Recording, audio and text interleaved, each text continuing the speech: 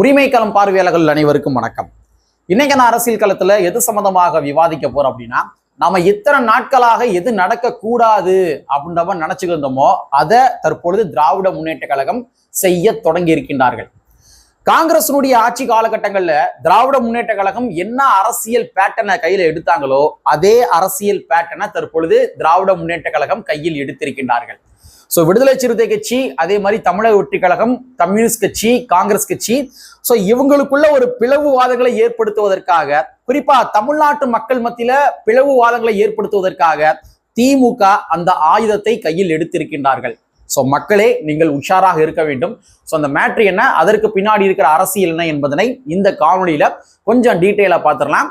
நண்பர்கள் அனைவருக்கும் இளம்பெருவழுதியின் இனிய வணக்கம். இனி ஜென்மத்துக்கு எங்களால துணிய முடியாது. அதனால நாங்க சண்டை போட போறோம். ஒண்ணு இல்ல மக்களே, நேற்றைய தினத்துல திராவிட முன்னேற்ற கழகம் என்ன பண்ணிருக்காங்கன்னா, ஒரு பொதுக்கூட்டம் போட்டிருக்காங்க. இந்த பொதுக்கூட்டத்துல கொங்கு ஈஸ்வரன் அவர்கள் இருக்கார் இல்லையா, அவர் போய் கலந்து கொள்கின்றார். அவரு மைக்கில் பேசுகின்ற பொழுது கம்யூனிஸ்ட் கட்சியினுடைய சண்முகம் அவர்கள் இருக்கார் இல்லையா, அவரை ஒருமையில பேசுறாரு. கூட்டணி இல்லைன்னு சொல்வதற்கு நீ யாரு, நாங்க கூட்டணியில் இருக்கோம் திமுக கூட அப்படின்ற மாதிரி அந்த ஒருமை வார்த்தைகள்ல யூஸ் பண்றாரு. அதே மாதிரி அண்ணன் திருமாவர்களையும் கூட இலைமறை காயாக விமர்சனம் செய்கின்றார். அதாவது 2 எம்எல்ஏ வைத்திருக்கவர்கள் எல்லாம் நாங்க தான் முதலமைச்சர் அப்படின்ற மாதிரி சொல்லிக்கிட்டு தெரிகிறாங்க, அவங்க தான் கொள்கைன்னு சொல்லி தர்றாங்க, நாங்க தான் கொள்கையை கடைபிடிக்கக்கூடிய நபர்னு சொல்லி தர்றாங்க அப்படின்ற மாதிரி அண்ணன் திருமாவர்களை இலைமறை காயாக கொங்கு ஈஸ்வரன் அவர்கள் விமர்சனம் செய்கின்றார். இந்த இடத்துல நமக்கு என்ன கேள்விகள் எழும்புது அப்படின்னா, எதற்காக கொங்கு ஈஸ்வரன் அவர்களை வைத்து திமுக இவங்களுக்கு பதில் சொல்ல வைக்க வேண்டும்? கொஞ்சம் திங்க் பண்ணி பார்த்தீங்களா? இதுதான் திமுகவுடைய சதி செயல், இதுதான் திமுகவுடைய அரசியல் பேட்டர்ன், இதுதான் திமுக கிட்டத்தட்ட ஒரு 50 ஆண்டு காலத்திற்கு முன்பாக காங்கிரஸ் ஆட்சியில் இருந்த பொழுது கையில் எடுத்த மிகப்பெரிய அரசியல் பிளவுவாத ஆயுதம். அந்த ஆயுதத்தை திமுக தற்பொழுது கையில் எடுத்திருக்கிறாங்க. எதற்காக கொங்கு ஈஸ்வரன் அவர்களை வைத்து பதில் சொல்ல வைக்கணும்? கொஞ்சம் திங்க் பண்ணி பாருங்க. அதாவது மக்களே, திமுக என்ன பிளான் பண்றாங்க அப்படின்னா, தலித் விசஸ் நான் தலித் அப்படின்ற மாதிரி ஒரு அரசியல் பேட்டர்னை எடுப்பதற்காக அவங்க முயற்சி பண்றாங்க. இதுதான் நடக்கக்கூடாதுன்ற மாதிரி நம்ம நினைச்சுட்டு இருக்கோம். நீங்க கொங்கு ஈஸ்வரன் அவர்கள் விசிகாவை விமர்சனம் பண்றாரு, கம்யூனிஸ்ட் கட்சியும் விமர்சனம் பண்றாரு. இது எங்க நீட்சி அடையும் அப்படின்னா, கொங்கு ஈஸ்வரன் அவர்களுக்கு எதிராக விடுதலை சிறுத்தை கட்சியை சார்ந்தவர்கள் தங்களுடைய கருத்தை பதிவு பண்ணுவாங்க. அதே மாதிரி கம்யூனிஸ்ட் கட்சியை சார்ந்தவர்கள் தங்களுடைய கருத்தை பதிவு பண்ணுவாங்க. அப்ப விசிகா கருத்துக்களை பதிவு செய்கின்ற பொழுது இது ஆட்டோமேட்டிக்காவே கொங்கு ஈஸ்வரன் விசஸ் விசிகா அப்படின்ற மாதிரி மாறும். அப்ப கொங்கு ஈஸ்வரன் சார்ந்திருக்கின்ற சமுதாயம், அதே மாதிரி விடுதலை சிறுத்தை கட்சியில அங்கம் வகிக்கின்ற இங்க இருக்கிற பட்டியலின மக்கள், அதே மாதிரி விளிம்பு நிலை மக்கள், இவங்களுக்கு இடையில ஒரு விசஸ் பேட்டர்ன் உருவாகும், ஒரு எதிர் துருவ அரசியல் உருவாகும். இந்த எதிர் துருவ அரசியல் தான் திமுக விரும்புறாங்க. இதான் நிதர்சனமான fact. Dalit versus non Dalit அப்படின்ற மாதிரி அரசியல் பேட்டர்னை எடுப்பதற்காக தான் திராவிட முன்னேற்ற கழகம் கொங்கு ஈஸ்வரன் அவர்களை வைத்து பதில் சொல்ல வைக்கிறாங்க. மக்களை, தயவு கூர்ந்து சொல்றேன், இதுக்கு ஈல்டாயிராங்க. ஏன்னா தமிழ்நாடு இப்பதான் மெல்ல மெல்ல ஒரு கொள்கை சார்ந்த மாநிலமாக மாறிக்கொண்டிருக்கின்றது. சாதியை அத்தனை நபர்களுமே மறந்திருக்கிறாங்க. இன்னைக்கு தமிழக வெற்றி கழகம் ஆட்சியில இருக்குது அப்படின்னா அவங்க சாதியை உடைச்சிருக்கிறாங்க, மதத்தை உடைச்சிருக்கிறாங்க. இன்னைக்கு சாதி கடந்து வேட்பாளர் யாருன்னே தெரியாம ஓட்டு போட்டிருக்காங்க, மக்கள் ஓட்டு போட்டிருக்காங்க. அந்த வேட்பாளர் யாரு, அவ என்ன சாதிக்காரன், அவ என்ன மதத்துக்காரன், இது எதுவுமே தெரியாம தமிழக வெற்றி கழகத்தினுடைய விஜய் அவர்கள், என்னுடைய சின்னம் விசில் சின்னம், இதை மட்டுமே மையப்படுத்தி என்ன பண்ணிருக்காங்க, சாதிகளை மறந்து மதங்களை மறந்து இன்னைக்கு தமிழ்நாட்டு மக்கள் வாக்களிச்சிருக்காங்க. அப்ப சாதிகளை மறந்து மதங்களை மறந்து இவங்க வாக்களிச்சிருக்கிறாங்களே, அப்ப நம்மளுடைய அரசியல் எதிர்காலம் கேள்விக்கு உள்ளாக்கப்பட்டு கொண்டிருக்கின்றதே. அப்ப தமிழ்நாட்டுக்குள்ள ஏதாச்சும் ஒரு புகைச்சலை உண்டு பண்ணணும் அப்படின்னா சாதி ரீதியாக பிளவுபடுத்து. இதுதான் திமுகவுடைய அரசியல் பேட்டர்ன். பல ஆண்டு காலமாகவே திமுக இதே அரசியல் பேட்டர்னை தான் செஞ்சுக்கிட்டே இருந்திருக்கிறாங்க. ரொம்ப சிம்பிளா ஒரு எக்ஸாம்பிள் சொல்றேன், இன்னைக்கு நடைமுறையில இருக்கிற ஒரு எக்ஸாம்பிள் சொல்றேன். அண்ணன் வன்னியரசு அவர்கள் நீங்க எடுத்துக்கோங்க. தொண்டாமுத்தூர் என்று சொல்லப்படுகின்ற ஒரு பகுதி கோயம்புத்தூர். அந்த கோயம்புத்தூர்ல தொண்டாமுத்தூருக்கு அடுத்து அண்ணா நகர் என்று சொல்லப்படுகின்ற ஒரு ஊரு. அந்த ஊர்ல பட்டியல் சமுதாய மக்கள் வசிக்கிறாங்க. அப்ப பேருந்து அண்ணா நகர் பகுதிக்குள்ள போகாது, தொண்டாமுத்தூரோட திரும்பிடுவாங்க. அண்ணா நகர் பகுதிக்குள்ள போச்சு அப்படின்னா உள்ள போய் அங்க இருக்கிற பட்டியல் சமுதாய மக்களை ஏத்திக்கிட்டு இந்த பஸ் ரிட்டர்ன் வந்துச்சு அப்படின்னா அதுல மற்ற சாதிக்காரங்க உட்காந்து வரமாட்டோம் அப்படின்ற மாதிரி பல ஆண்டு காலமாகவே பிரச்சனை பண்ணியிருக்காங்க. அதன் அடிப்படையில் பஸ்ஸே விடல. அப்ப திராவிட முன்னேற்ற கழகம், அண்ணா திராவிட முன்னேற்ற கழகம் மாறி மாறி தமிழ்நாட்டை ஆட்சி புரிஞ்சிருக்கிறாங்க. ஆனா அவங்க தீர்வுகள் எட்டி தரவில்லை. ஆனா இன்னைக்கு அண்ணன் வன்னியரசு அவர்கள் அமைச்சராக பொறுப்பு ஏற்ற உடனேயே பேருந்து விடப்பட்டுள்ளது. அண்ணா நகர் பகுதிக்குள்ள பேருந்து விடப்பட்டுள்ளது. சரி, அண்ணன் வன்னியரசு அவர்கள் பொறுப்பு ஏற்றுட்டாரு, பேருந்து விட்டாங்க. ஆனா நீ ஏன் பேருந்த வர வச்ச? அந்த சாதிக்காரன் எனக்கு ஓட்டு போடாம போயிருவானே அப்படின்ற மாதிரி தமிழக வெற்றி கழகத்துடைய தலைமை நினைக்கல, தலைமை கண்டிக்கல.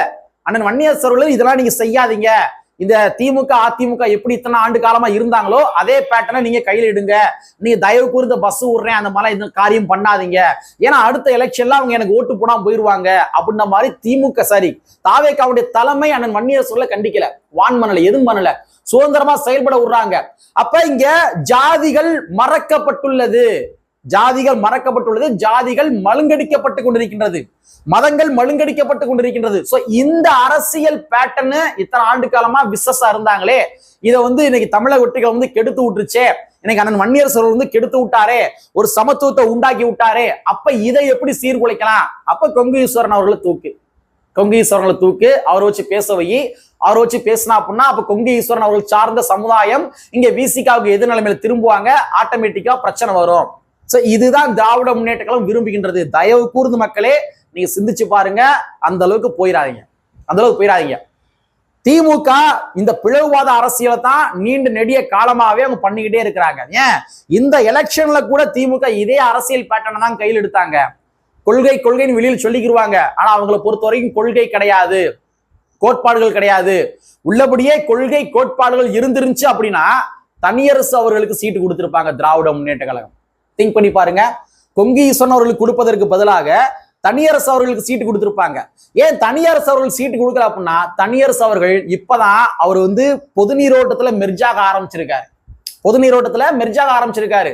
கரெக்டா உங்க ஞாபகத்துல இருக்கான்ற தெரியல, ஏறக்குறைய ஒரு 4 வருடங்கள் இருக்கும். 4 வருடத்திற்கு முன்பாக கோயம்புத்தூர் பகுதியில ஒரு நீலச்சட்டை பேரணி நடந்துச்சு. அம்பேத்கர் ஒருங்கிணைச்சிருந்தாங்க நீலச்சட்டை பேரணி. அந்த நீலச்சட்டை பேரணியில அண்ணன் திருமாவர்கள் கலந்து கொண்டார். அதே மாதிரி தனியரசு அவர்களும் கூட கலந்து கொண்டார். அப்ப அவர் மெயின் ஸ்ட்ரீம் மீடியால மெர்ஜாக ஆரம்பிக்கிறாரு. தனியரசு போன்ற ஆட்கள் மெயின் ஸ்ட்ரீம் மீடியால மெர்ஜாக ஆரம்பிக்கிறாரு. அப்ப நீ மெயின் ஸ்ட்ரீம் கூட வர்ற, நீ ஜாதிகளை மறக்கிற, ஜாதிகளை மழுங்கடிக்கிற, அப்ப எனக்கு உன்னுடைய தயவு எனக்கு தேவை கிடையாது, ஜாதி ரீதியா இருக்கிற ஆட்கள் தான் தேவை அப்படின்னு கருதிதான் கொங்கு ஈஸ்வரன் அவர்கள் சீட்டை கொடுத்தாங்க திராவிட முன்னேற்ற கழகம். அதனாலதான் தனியரசு அவர்கள் சீட்டு தரல. திங்க் பண்ணி பாருங்க, அதான ஃபேக்ட்.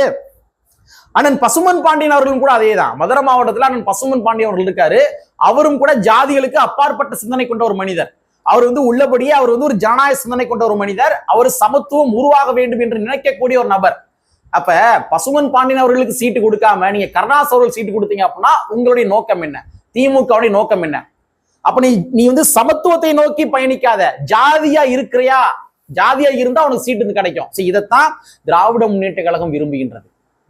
அப்ப திமுகவுடைய நோக்கம் என்னவென்று நீங்க கொஞ்சம் திங்க் பண்ணி பாருங்க. தமிழ் புலிய கட்சி அண்ணன் நாகை திருவள்ளுவன் அவர்கள் அவருக்கே சீட்டு கொடுக்கல. திராவிட முன்னேற்ற கழகம் எதற்காக சீட்டு கொடுக்கல? வெறும் ஜாதிகளை மட்டுமே அண்ணன் தமிழ் புலி கட்சியினுடைய தலைவர் அண்ணன் நாகை திருவள்ளுவன் அவர்கள் அடையாளப்படுத்தி இருந்தார் அப்படின்னா அவருக்கு ஒரு சீட்டு கிடைச்சிருக்கும். ஆனா அவர் சமத்துவத்தை விரும்புகின்றார்.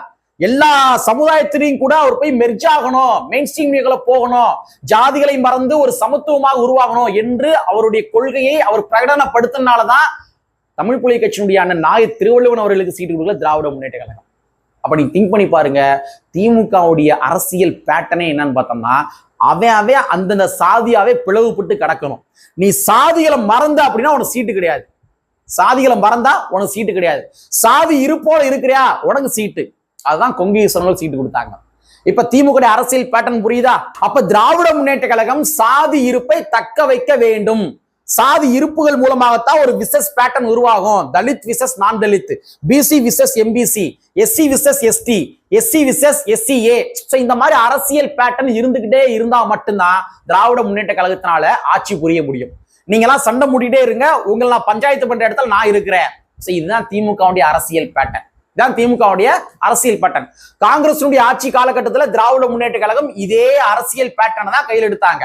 காங்கிரஸ் கட்சி தான் அனைத்து சாதிகளுக்குமே உரிய பிரதிநிதித்துவம் வழங்குச்சு, பட்டியலின மக்களுக்கு அதிகாரம் வலிமை வாய்ந்த பதவிகளை வழங்குச்சு. ஆனா திராவிட முன்னேற்ற கழகம் அவங்களுக்கு அரசியல் பண்ணுவதற்கு ஒண்ணுமே கிடையாது. ஒண்ணுமே கிடையாது. சோ ஒண்ணுமே இல்லாதனால தான் அவங்க தலித் விசஸ் நான் தலித் இந்த மாதிரி அரசியல் பேட்டர்னை திமுக அப்பவே உருவாக்குனாங்க. கக்கன் அவர்களை மையப்படுத்தி கருணாநிதி அவர்கள் பல இடங்கள்ல பிரச்சாரம் பண்ணியிருக்காரு. கக்கன் அவர்களை தாக்குவதன் மூலமாக தலித் விசஸ் நான் தலித் என்ற அரசியல் பேட்டர்னை கையில் எடுத்தார் அன்றைய தினத்துல கருணாநிதி அவர்கள். அப்ப திராவிட முன்னேற்ற கழகத்துடைய அரசியல் பேட்டர்னை என்னன்னு பார்த்தோம்னா தலித் விசஸ் நான் தலித், இதுதான் வந்து திமுகவுடைய அரசியல் பேட்டர்ன். திமுக ஒப்பாரி வைப்பதற்கான முக்கியமான காரணமே என்னன்னு பார்த்தோம்னா, நமக்கு ஒரு பிடிமானமாக இருந்த தலித் விசஸ் நான் தலித் அரசியல் பேட்டர்னை விஜய் வந்து உடைச்சிட்டாரு. சரி, கொங்கு மண்டலத்துல பார்த்தோம்னா சாதி சொல்லி சாதிய பிளவுவாதங்கள் மூலமாக பிளவுபட்டு இருந்த மக்கள் என்ன பண்ணிருக்காங்க, இன்னைக்கு விசிலுக்கு ஓட்டு போட்டு பல இடங்களில் ஜெயிக்க வச்சிருக்காங்க. சோ சாதிய மறக்க ஆரம்பிச்சிருக்காங்க அந்த மக்கள். ஒரு கொங்கு மண்டலத்துல விஜய் அவர்கள் அம்பேத்கர் படத்தை தூக்கி காட்டுறாரு. ஆனா அதே பகுதியில அங்க கொங்கு மண்டலத்தில் இருந்த இளைஞர்கள் எல்லாமே இன்னைக்கு தமிழை ஒட்டி கலந்து வாக்களிச்சிருக்காங்க. அப்போ ஒரு சமூக மாற்றம். அப்ப இந்த சமூக மாற்றம் நடந்துச்சு அப்படின்னா இத்தனை ஆண்டு காலமாக நம்ம எதை பிடிச்சு அரசியல் பண்ணமோ அது வந்து சுக்குநூறாக உடைக்கப்பட்டு கொண்டிருக்கின்றது. அப்ப மறுபடியும் Dalit versus non Dalit pattern உருவாக்கு, கொங்கு ஈஸ்வரர்களை கூப்பிடு பேச வை, நாளைக்கே ஏதாச்சும் ஒரு ஜாதி சார்ந்த ஆட்களை கூப்பிட்டு பேச வைப்பாங்க, பிசிகாவை விமர்சனம் பண்ண வைப்பாங்க, இது நடக்கும். அப்ப இதைத்தான் திமுக விரும்புகின்றது. சோ இளைஞர்களே, தோழர்களே, தயவு கூர்ந்து இது போன்று தலித் விசஸ் நான் தலித் அரசியல் பேட்டர்னுக்குள்ள தயவு சிக்கிறாங்க. திமுகவுடைய ஒரு அதிகார மோகத்துக்கு யாரும் ஈல்டாகிவிட வேண்டாம். தமிழ்நாடு தற்பொழுதுதான் ஒரு சாதியற்ற சமுதாயமாக கொஞ்சம் கொஞ்சமாக மாறிக்கொண்டிருக்கின்றது. தமிழ்நாட்டினுடைய முதலமைச்சர் அவருடைய கொள்கையாக பிறப்புக்கும் எல்லா உயிருக்கும் சொன்னார் இல்லையா, அது தற்பொழுது நடைபெற்று கொண்டிருக்கின்றது தோழர்களே. அதனால திமுகவுடைய தலித் விசஸ் நான் தலித் என்ற அரசியல் பேட்டர்னுக்குள்ள தயவு கொண்டு போயிடாதீங்க என்பதை கூறிக்கொண்டு, கற்பி ஒன்று சேர் புரட்சி சென்று புரட்சி அம்பேத்கருடைய வரியை கூறிக்கொண்டு நிறைவு செய்கின்றேன். நன்றி, வணக்கம்.